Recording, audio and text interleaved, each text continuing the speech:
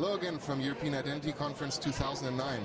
This is Felix Faehtgens, and I have with me Tony Nadalin, who's Distinguished Engineer at IBM. And we had an interesting talk today about roles and about entitlements. So are we heading down a one-way alley? Are we going to hit the wall somewhere? I think we've already hit the wall as far as roles are concerned, right? I think roles are evil. Roles are very static. They don't allow you to do the fine-grained dynamic authorization that the industry is requiring these days. Roles make no sense in shared computing area. And so there's real problems with, the pushing of roles. I think roles are fine for organizational characteristics of a company itself, but when it comes down to technical ability to give access to a particular resource, roles just don't make sense as far as the granularity that they don't particularly offer. Granularity, that's a good key point. I mean, we need to get much more finely grained than we are today, than we can actually achieve. So what's the best way to do this? Well, the best way that we've found to do it so far it makes sense is looking at attributes, and looking at attributes within a context. That is, everybody has attributes about themselves, and they use those attributes in various ways. That is, when I'm talking to you, I'm going to use a set of attributes about myself, or when I'm at work, I use a different set of attributes, or when I'm, doing social events, I have different attributes, and they're all used within a context. And if you start to look at, attributes as far as maybe my IP address is concerned, so I look at the state of my environmental situation, which is I'm on a IP address that says I'm in Deutschland, right? And so my access may be limited as far as that's concerned.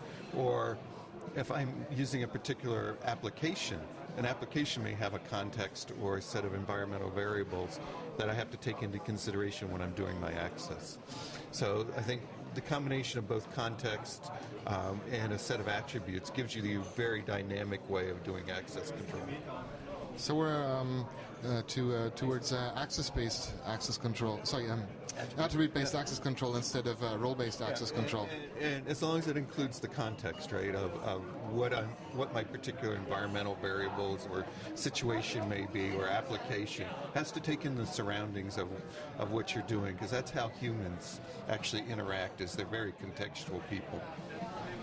One of the things that is, one of the best bad practices that I would actually honor with the Golden Lemon Award or something like that of identity management is how people actually hardwire security into their applications. So say, all right, hey, if you have this role, you're allowed to do that, and if you have that role, you have you get access to that. Right. And it's amazing that you actually still see this being taught as good practice or as standard practices, isn't it? If I look at things like J2EE, that it's not actually hardwired in, but it's wired in when you deploy the application, and that's also a bad situation where people get added to these particular groups or roles, right? And they don't know what the consequences are of adding you to, a lot of people use roles as group attributes, right? And what happens is people get added to these groups after a while, and the next thing you know, they have access without even knowing about it. And so that gets very bad, and the hardwiredness is also a bad situation where that application can't change. It's got a set of, once again, they're very static, they're very dead in the water as far as access control is concerned. It's interesting when you talk to different people, they either look at it from a top-down approach, or they kind of look at it bottom-up. It seems you can kind of look at it from both ways. But let's try the bottom-up approach. If you're a software developer, what should you actually do? Or how should you actually go about it? I mean, so as far as the software developer is concerned, is they should not contain any hard-codedness in their particular set of application, right? It should be all policy-driven. That is, let the policy control the application, because the policy is going to be able to change. When I feed in this particular application, a set of resources, a set of actions, a set of who particularly is going after the resources. This is all going to be policy-based, so I can change the dynamics of that application very quickly. You mentioned something early on when we were chatting back over there at the Microsoft stand In your previous life, you were known as Mr. Higgins, and you said that Higgins actually has actually something that that developers could actually jump on that might actually help them to do this. Well, what is that exactly? So in the project, what we started out to do is to look at how we could come up with a schema for attributes, right? And because we wanted attributes to be portable, transportable across environments. And without a common schema, a common understanding of what attributes are, you're not going to be able to transport them. So the first phase of that is to understand, what is the schema for attributes, and secondly, how do I access those particular sets of attributes? How do I manage them, and how do I get my final decision on, am I going to be authorized if I'm given a set of attributes? So that's the framework that we started in the Higgins project. So you're actually thinking about a common schema for that, which is interesting because XACML, or XACML as many people call it, they make no assumptions of any kind of defined schema. And we kind of know how that went with LDAP. The standard LDAP schemas didn't really go too far. Do you think that's going to be easier this time? I think it's going to be easier, right? I think we've looked at the various schemas that have happened in LDAP and what happens, but they went they took on a broadness, right? They looked at ePerson, they looked at everything about a particular entity. And what we're looking at is just very basic sets of attributes like email address, name, surname, forename, etc. So it's less contentious than the EDAP and then the LDAP ePerson schema. So where do we go from now? I mean, as it was visible from the panel, you unfortunately were in a parallel track, so you couldn't attend. It's too bad. I would have loved to have you there.